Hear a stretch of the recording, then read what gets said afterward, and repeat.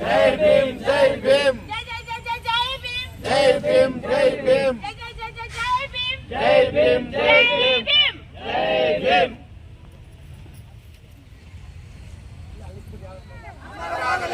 जय जय जय जय जय भीम जय भीम जय भीम जय जय जय जय जय भीम जय भीम जय भीम जिंदाबाद जिंदाबाद अंबेडकर जिंदाबाद जिंदाबाद जिंदाबाद अंबेडकर जिंदाबाद जिंदाबाद जिंदाबाद अंबेडकर अमरवागಲಿ ಸ್ವಾಮಾನವ ಬಾಬಾ ಸಾಹೇಬ್ ಅಂಬೇಡ್ಕರ್ ಅಮರವಾಗಲಿ ಅಮರವಾಗಲಿ ಭಾರತ ರತ್ನ ಬಾಬಾ ಸಾಹೇಬ್ ಅಂಬೇಡ್ಕರ್ ಅಮರವಾಗಲಿ ಅಮರವಾಗಲಿ ಬಾಬಾ ಸಾಹೇಬ್ ಅಂಬೇಡ್ಕರ್ ಅಮರವಾಗಲಿ ಅಮರವಾಗಲಿ ಬಾಬಾ ಸಾಹೇಬ್ ಅಂಬೇಡ್ಕರ್ ಅಮರವಾಗಲಿ ಅಮರವಾಗಲಿ ಬಾಬಾ ಸಾಹೇಬ್ ಅಂಬೇಡ್ಕರ್ ಅಮರವಾಗಲಿ ಅಮರವಾಗಲಿ ಜೈ ಭೀಮ್ ಜೈ ಭೀಮ್ ಜೈ ಜೈ ಜೈ ಜೈ ಜೈ ಭೀಮ್ ಜೈ ಭೀಮ್ ಜೈ ಭೀಮ್ ಜೈ ಜೈ ಜೈ ಜೈ ಜೈ ಭೀಮ್ ಜೈ ಭೀಮ್ ಜೈ ಭೀಮ್ ಬಾಬಾ ಸಾಹೇಬ್ ಅಂಬೇಡ್ಕರ್ಗೆ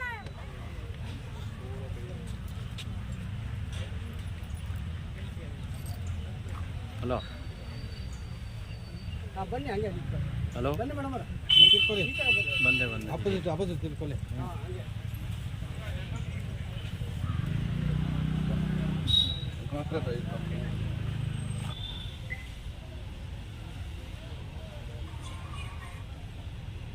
ಸಂವಿಧಾನ ಶಿಲ್ಪಿ ಬಾಬಾ ಸಾಹೇಬ್ ಡಾಕ್ಟರ್ BR ಅಂಬೇಡ್ಕರ್ ರವರ ಪರಿನಿರ್ವಾಣ ದಿನದ ಅಂಗವಾಗಿ ಕರ್ನಾಟಕ ರಿಪಬ್ಲಿಕನ್ ಸಂಘಟನೆಯಿಂದ ಸತತವಾಗಿ 11 ವರ್ಷಗಳಿಂದ ಚೈತ್ಯಭೂಮಿ ಚಲೋ ಕಾರ್ಯಕ್ರಮ ಕೈಗೊಳ್ಳುತ್ತಿದ್ದು, ಅದರ ಅಂಗವಾಗಿ ಸಂವಿಧಾನ ಸಮರ್ಪಣಾ ದಿನದಿಂದ ಸತತವಾಗಿ ಬೆಂಗಳೂರು ಪೂರ್ವ ತಾಲೂಕಿನಲ್ಲಿರುವ ಸಾಕಷ್ಟು ಅಂಬೇಡ್ಕರ್ ರವರ ಪುತ್ಥಳಿಗಳನ್ನು ಸ್ವಚ್ಛಗೊಳಿಸುವ ಮೂಲಕ ಸಾರ್ವಜನಿಕರಿಗೆ ಅಂಬೇಡ್ಕರ್ ರವರ ವಿಚಾರಗಳನ್ನು ಮುಟ್ಟಿಸುವ ಕೆಲಸ ಮಾಡುತ್ತಿದ್ದು, ಕೇರ್ಪುರ ತಾಲೂಕು ಕಚೇರಿ ಮುಂಭಾಗವಿರುವ ಅಂಬೇಡ್ಕರ್ ಪ್ರತಿಮೆಯನ್ನು ಸ್ವಚ್ಛಗೊಳಿಸಿ ಪುಷ್ಪನಮನ ಸಲ್ಲಿಸುವ ಮೂಲಕ ಮುಂಬೈ ಯಾತ್ರೆ ಚೈತ್ಯ ಭೂಮಿ ಚಲೋ ಕಾರ್ಯಕ್ಕೆ ಚಾಲನೆ ನೀಡಲಾಯಿತು. ಇದೇ ಸಂದರ್ಭದಲ್ಲಿ ಮಾತನಾಡಿದ ಕರ್ನಾಟಕ ರಿಪಬ್ಲಿಕನ್ ಸಂಘಟನೆಯ ರಾಜ್ಯಾಧ್ಯಕ್ಷ ಬೆಳ್ತೂರು ವೆಂಕಟೇಶ್, ಹಿರಿಯ ಹೋರಾಟಗಾರರಾದ ಜಿಗಣಿಶಂಕರ್ ಅವರು ಹಾಕಿಕೊಟ್ಟ ಹಾದಿಯಲ್ಲೇ ನಾವು ನಡೆಯುತ್ತಿದ್ದು, ಇದನ್ನು ಮುಂದುವರಿಸಿಕೊಂಡು ಹೋಗುವುದಾಗಿ ತಿಳಿಸಿದರು. ಇವತ್ತಿನ ಇಲ್ಲಿ ಈ ಕಾರ್ಯಕ್ರಮ ಇವತ್ತಿಗೆ ಇಲ್ಲಿ ಅಂತಿಮವಾಗಿ ಇವತ್ತು ನಾವೆಲ್ಲ ಸೇರಿದ್ದೀವಿ. ಇದಾದ ನಂತರ ನಾವು ಮುಂಬೈಗೆ ಹೋಗೋಂಥ ಕಾರ್ಯಕ್ರಮ ನಾಳೆ ನಮಗೆಲ್ಲರಿಗೂ ನಾವು ಎಲ್ಲ ಸುಮಾರು ಒಂದು 50ರಿಂದ 60 ಜನ ನಾವು ಮುಂಬೈಗೆ ಹೋಗಲಿದ್ದೇವೆ. ಈ ಒಂದು ಕಾರ್ಯಕ್ರಮ ಮಾಡೋ ಉದ್ದೇಶ ಏನಂದರೆ, ಇವತ್ತು ಬಾಬಾ ಸಾಹೇಬ್ ಅಂಬೇಡ್ಕರ್ ಅವರು ಈ ದೇಶದಲ್ಲಿ ಹುಟ್ಟಿ ಒಂದು ಕೆಳ ಸಮುದಾಯದಲ್ಲಿ ಹುಟ್ಟಿ ಹಿಂದೆ ಏನು ಈ ಶೋಷಿತ ಸಮಾಜ ನೋಡ್ತಾ ಇದ್ದಂಥ ಸಮಾಜ ಯಾವ ರೀತಿ ಇತ್ತು ಅಂದರೆ, ಭಾಳ ಅತಿ ಸಣ್ಣ ಮಟ್ಟದಲ್ಲಿ ಒಂದು ಕೀಳಾಗಿ ಮತ್ತು ನಾವು ಬರೇ ಒಂದು ಗುಲಾಮರಾಗಿ ಬೇರೆಯವರ ಒಂದು ಅಡಿಯಾಳಾಗಿ ಆ ರೀತಿ ನಮ್ಮನ್ನು ನೋಡ್ತಾ ಇದ್ರು. ಏನಂದರೆ, ಯಾರು ಈ ದೇಶದಲ್ಲಿ ಉನ್ನತವಾಗಿದ್ದಾರೆ, ಜಮೀನ್ದಾರಿದ್ದಾರೆ, ಶ್ರೀಮಂತರಿದ್ದಾರೆ, ಅವರ ಸೇವಕರಾಗಿ ಇರಬೇಕಾದಂಥ ಒಂದು ಪರಿಸ್ಥಿತಿ ಇತ್ತು. ಆಮೇಲೆ ನಾವೆಲ್ಲೂ ಕೂಡ ದಾರಿಯಲ್ಲಿ ನೆಮ್ಮದಿಯಾಗಿ ಓಡಾಡೋಂಥ ಪರಿಸ್ಥಿತಿ ಇರಲಿಲ್ಲ. ಯಾರು ವಿರುದ್ಧವಾಗಿ ಮಾತಾಡೋಂಥ ಪರಿಸ್ಥಿತಿ ಇರಲಿಲ್ಲ. ಯಾರು ಈ ಒಂದು ಖಂಡಿಸಿ ಮಾತಾಡೋ ಇದು ಕೂಡ ಧೈರ್ಯ ಇರ್ತಾ ಇರಲಿಲ್ಲ. ಅಂಥ ಒಂದು ಇದರಲ್ಲಿ ಈ ಒಂದು ದೇಶಕ್ಕೆ ಒಬ್ಬ ಶೋಷಿತರ ಸೂರ್ಯನಾಗಿ ಬಂದಿದ್ದು ಬಾಬಾ ಸಾಹೇಬ್ ಅಂಬೇಡ್ಕರ್ ಅವರು ಹುಟ್ಟಿ ಅವರು ಈ ದೇಶದಲ್ಲಿರ್ತಕ್ಕಂಥ ಅನೇಕ ತಾರತಮ್ಯಗಳನ್ನು ಮನಗಂಡು ಅವರು ಬಾಲ್ಯದಿಂದನೇ ಇದ್ರ ಬಗ್ಗೆ ಎಲ್ಲ ಅವ್ರಿಗೆ ಎಷ್ಟು ಶಕ್ತಿ ಮತ್ತು ಇದು ಜ್ಞಾನ ಇತ್ತು ಅಂದರೆ, ಅವರು ಎಲ್ಲ ಆ ಚಿಕ್ಕ ವಯಸ್ಸಿನಲ್ಲೇ ಭಾಳಷ್ಟು ಒಂದು ದೊಡ್ಡ ಮಟ್ಟದ ಒಂದು ತೀರ್ಮಾನಗಳನ್ನು ಮಾಡ್ತಾಯಿದ್ರು. ಅವ್ರಿಗೆ ಏನು ಇದು ಬಾಬಾ ಸಾಹೇಬ್ ಅಂಬೇಡ್ಕರ್ ಅವರು ಏನು ಭೀಮಾಬಾಯಿ ಮತ್ತು ರಾಮ್ಜಿ ಸತ್ವಾಲ್ ಅವರ 14ನೇ ಮಗನಾಗಿ ಹುಟ್ಟಿ ಅವರು ಬಾಲ್ಯದಿಂದಲೇ ಆ ವಿದ್ಯಾಭ್ಯಾಸ ಬಗ್ಗೆ, ಯಾಕಂದರೆ ಜ್ಞಾನ ಇದ್ದರೆ ನಾವು ಏನು ಬೇಕಾದ್ರೆ ಸಾಧನೆ ಮಾಡ್ಬೋದು, ಎಲ್ಲ ವಿಚಾರ ತಿಳ್ಕೊಂಡಿದ್ರೆ ನಾವು ಮಾತಾಡೋಕ್ಕಾಗ್ಬೋದು ಅಂಥೇಳಿ ಅವರು ಚಿಕ್ಕ ವಯಸ್ಸಿನಲ್ಲಿ ನಿರ್ಧಾರ ಮಾಡಿ ಓದಲಿಕ್ಕೆ ಭಾಳಷ್ಟು ಶ್ರಮಪಟ್ಟು ವಿದೇಶಗಳಲ್ಲಿ ಹೋಗಿ ಅಪಾರವಾದಂಥ ಪಾಂಡಿತ್ಯವನ್ನು ಗಳಿಸಿ ಮತ್ತು ಭಾರತಕ್ಕೆ ಬಂದು ಇಲ್ಲಿರ್ತಕ್ಕಂಥ ಎಲ್ಲ ಏನು ತಾರತಮ್ಯಗಳನ್ನೆಲ್ಲ ಯಾವ ರೀತಿ ಸರಿಪಡಿಸ್ಬೇಕು ಅಂಥೇಳಿ ಅವ್ರಿಗೆ ಒಂದು ಅವಕಾಶ ಸಿಗ್ತದೆ. ಆ ಅವಕಾಶನೇ ಸಂವಿಧಾನವನ್ನು ಕರಡು ಸಮಿತಿ ಅಧ್ಯಕ್ಷರಾಗಿ ಮಾಡೋದಕ್ಕೆ ಭಾಳಷ್ಟು ಶ್ರಮ ಪಡ್ತಾರೆ. ಅದನ್ನು ಸುಮಾರು ಅವರು 2 ವರ್ಷಗಳ ಕಾಲ ತೆಗೆದುಕೊಂಡು ಅದನ್ನು 11 ತಿಂಗಳು 18 ದಿವಸ ತೆಗೆದುಕೊಂಡು ಸಂವಿಧಾನವನ್ನು ಅರ್ಪಣೆ ಮಾಡ್ತಾರೆ. ಆ ಸಂವಿಧಾನದಲ್ಲಿ ಎಲ್ಲ ಜಾತಿ ಏನು ಈ ಭಾರತ ದೇಶದಲ್ಲಿ ಇರ್ತಕ್ಕಂಥ ಎಲ್ಲ ಧರ್ಮದವ್ರಿಗೂ ಸಮಾಧಾನವಂತ, ಯಾರಿಗೂ ಕೂಡ ಏರುಪೇರು ಆಗದಿರಂಗೆ, ಯಾರಿಗೂ ತಾರತಮ್ಯ ಆಗದ ರೀತಿಯಲ್ಲಿ ಸಮಾಧಾನದ ಅವಕಾಶವನ್ನು ಸಂವಿಧಾನದಲ್ಲಿ ಕೊಟ್ಟರು. ಆದರೆ ಆ ಸಂವಿಧಾನನ ಪರಿಪೂರ್ಣವಾಗಿ ಜಾರಿ ಮಾಡುವಲ್ಲಿ ಸರ್ಕಾರಗಳು ವಿಫಲವಾಗಿದ್ದಾವೆ. ಹಾಗಾಗಿ ಈಗಾಗಲೇ ನಮ್ಮ ಮೇಡಮ್ ಅವ್ರು ಹೇಳಿದ್ರು, ಯಾಕಂದರೆ ನಾವು ಎಲ್ಲ ರಂಗದಲ್ಲೂ ಕೂಡ ನಾವು ಮುಂದೆ ಬರಬೇಕು. ಬಾಬಾ ಸಾಹೇಬ್ ಅಂಬೇಡ್ಕರ್ ಅವರ ಆಸೆ ಇತ್ತು, ಈ ದೇಶದ ಶೋಷಿತ ವರ್ಗ ಈ ಅಧಿಕಾರ ಹಿಡಿಯಬೇಕು, ಎಲ್ಲ ರಂಗದಲ್ಲಿ ಶಿಕ್ಷಣದಲ್ಲಿ ಆಗ್ಬೋದು, ಉದ್ಯೋಗದಲ್ಲಿ ಆಗ್ಬೋದು, ಪ್ರತಿಯೊಂದು ಇದರಲ್ಲೂ ಕೂಡ ಈ ಸಮುದಾಯ ಮುಂದೆ ಬರಬೇಕಂತೇಳಿ ಅವಕಾಶವನ್ನು ಕಲಿಸ್ಕೊಟ್ರು ಸಂವಿಧಾನದಲ್ಲಿ. ಹಂಗಾಗಿ ನಾವು ಪ್ರತಿ ವರ್ಷ ಅವರು ನೆನೆಯುವಂಥ ಕೆಲಸ, ಯಾಕಂದರೆ ಇವತ್ತು ನಾವೆಲ್ಲ ಕೂಡ ಇವತ್ತು ನೆಮ್ಮದಿಯಾಗಿದ್ದೀವಿ, ನೆಮ್ಮದಿಯಾಗಿ ಬಾಳ್ತಾ ಇದ್ದೀವಿ.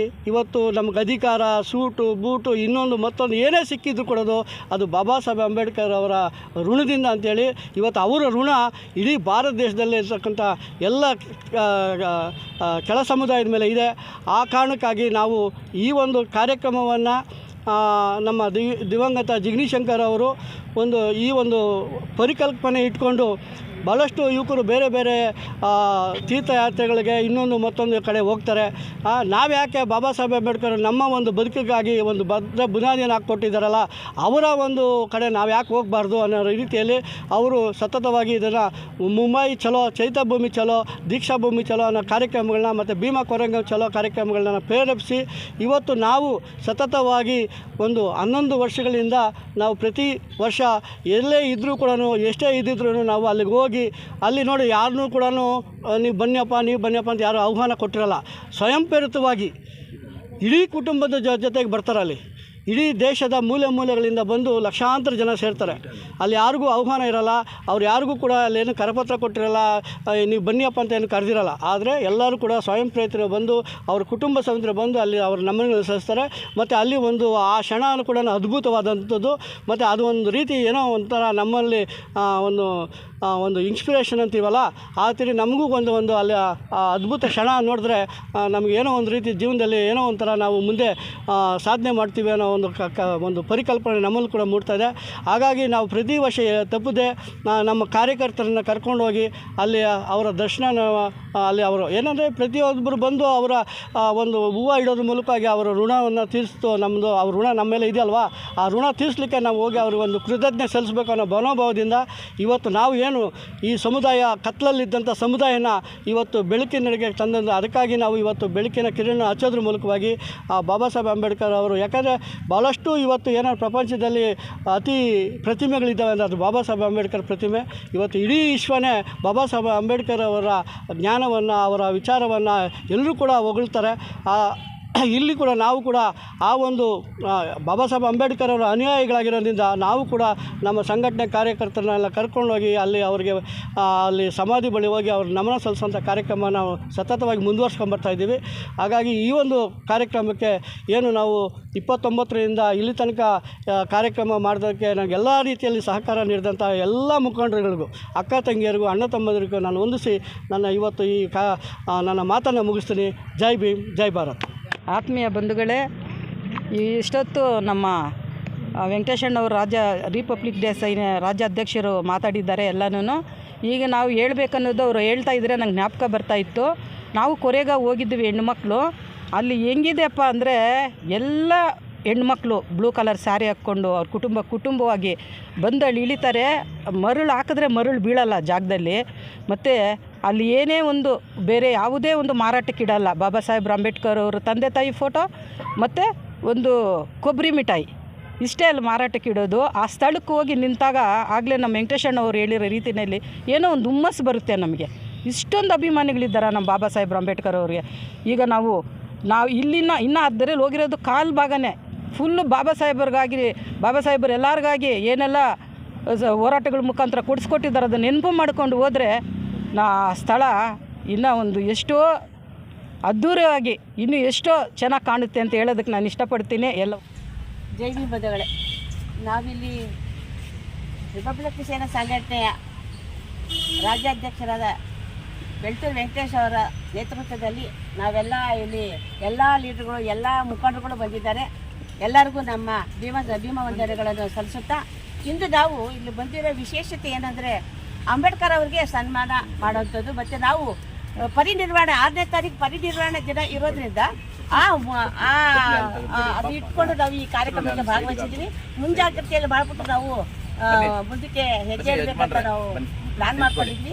ಅದಲ್ಲದೆ ಒಂದು ಏನಂದರೆ ಅಂಬೇಡ್ಕರ್ ಹೇಳ್ತಾ ಇದ್ದಾರೆ, ನಮ್ಮ ಹಕ್ಕುಗಳು ನಾವು ತಗೋಬೇಕಾದ್ರೆ ಯಾರು ಕೊಡೋದಿಲ್ಲ, ನಾವೇ ತಗೊಳ್ಬೇಕಾಗುತ್ತೆ. ಆದರೆ ನಮಗೆ ಸಂವಿಧಾನ ಬರ್ಕೊಟ್ಟಿದ್ದಾರೆ, ಆ ಸಂವಿಧಾನವನ್ನು ಬಳಸ್ಕೊಳ್ತಾ ಇಲ್ಲ ನಾವು.